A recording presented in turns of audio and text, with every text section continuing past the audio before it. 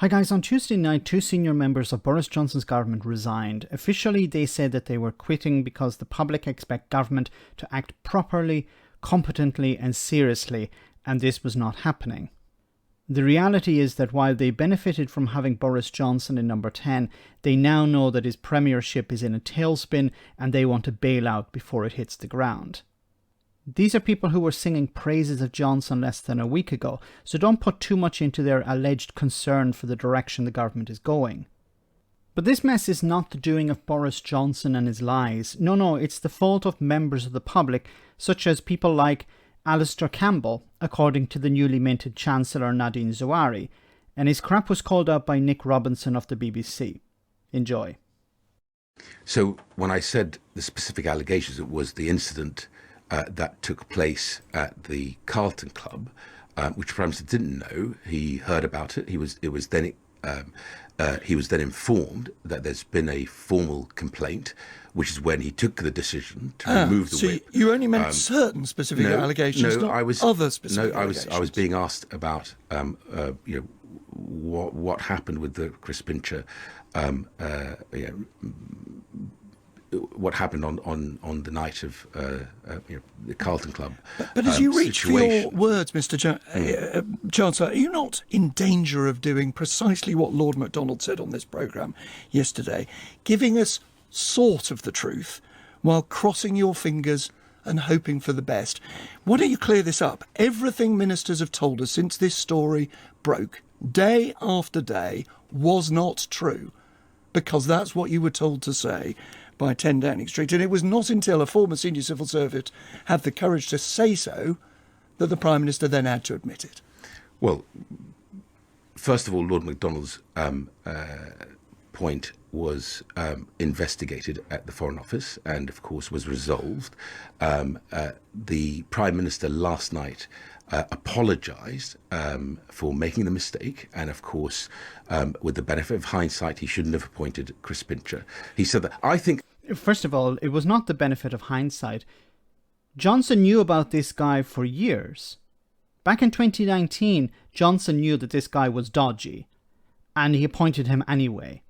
What the Chancellor is trying to do here is he's trying to say, well, Johnson didn't know about this specific case, and then when he appointed him following this specific case, it was a mistake. But Johnson knew exactly what this guy was all about, this dodgy Chris Pincher. He knew exactly what he was like. Actually, in my view, that's good leadership. If you come out and say, look, I made a mistake, I make decisions every day at warp speed, I don't get all the decisions right. Mr. Zahawi, we're not talking about his decision, we're talking about whether he tells the truth. Rishi Sunak resigned. The only reason you are Chancellor this morning is because Mr. Sunak has told the public that you cannot expect this government to behave competently and seriously and properly. I am asking you whether you told the truth and whether Boris Johnson told the truth. And the simple answer is you didn't and he didn't. Well, all I would say to you is, to the best of my knowledge, I told the truth. That's what I knew, the specific allegations against Chris Pincher. When the Prime Minister was informed about them and told that there was a formal complaint, he took action. The Prime Minister last night apologised and said, look, with the benefit of hindsight, I made a mistake and I am sorry.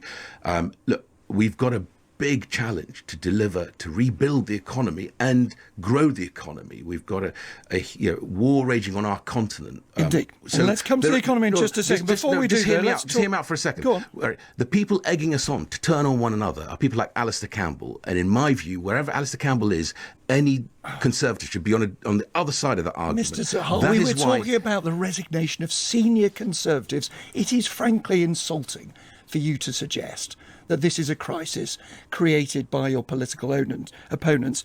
It is created by what the Times editorial today calls Mr. Johnson's serial dishonesty. Let me just... It is created by Boris Johnson's serial dishonesty. And we've seen it over the last number of months, and you can even go back years, since Boris Johnson took over. Members of his government are sent out on the media, into the media, be it LBC, Sky News, the BBC or whatever, and they're told to lie. They know that they're lying. I think it's beyond the stage that they don't know that they're lying. They know that they're lying. But why are they lying? Because they have invested their entire political career into Boris Johnson. Boris Johnson is the train and they have a ticket to ride. And they know that if he goes down, they go down. And they're putting their career before the party. They're putting their career before government. They're putting their career before the country. And that's why you had 2 resignations last night.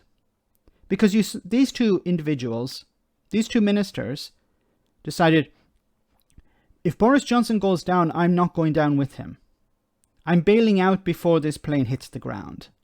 And it is going to hit the ground at some stage. It could be weeks, it could be months, but it eventually will crash and burn. And I don't want to be part of that because I want to have a career after this. Now, there are people like Nadhim Zahawi who obviously don't care or know that he won't get a job after this and has decided, okay, I'm going to stay on the plane for as long as it lasts. I can't go. I have nowhere else to go. And it's quite embarrassing. You have ministers. The job of ministers is to provide information to the public. This is what the government is doing at the moment. Now, of course, they're going to try and spin things, or they're going to try and, present the government in a positive light. But there is clear lying going on. And it seems it's a mix between politicians trying to further their careers and number 10, protecting Boris Johnson. That's why you hear people like Nadhim Zahawi or Therese Coffey talking about how Boris Johnson got all the big calls right. And you even had that from the likes of Sajid Javid and the Chancellor, the previous Chancellor, Rishi Sunak, until just a few days ago even. They were saying Boris Johnson had been right on all the big calls. And now those 2 have resigned, and the others have thought to themselves, probably, I can't resign because where will I go? My career is pretty much finished if Boris Johnson goes. It's quite pathetic, but it's very damaging to the country, and damaging to the economy, and damaging to Britain's image abroad. The longer Johnson stays there, the more damage he will do. Let me know in the comment section, guys, what you think about all of this. As always, your comments are greatly appreciated. Thanks a lot.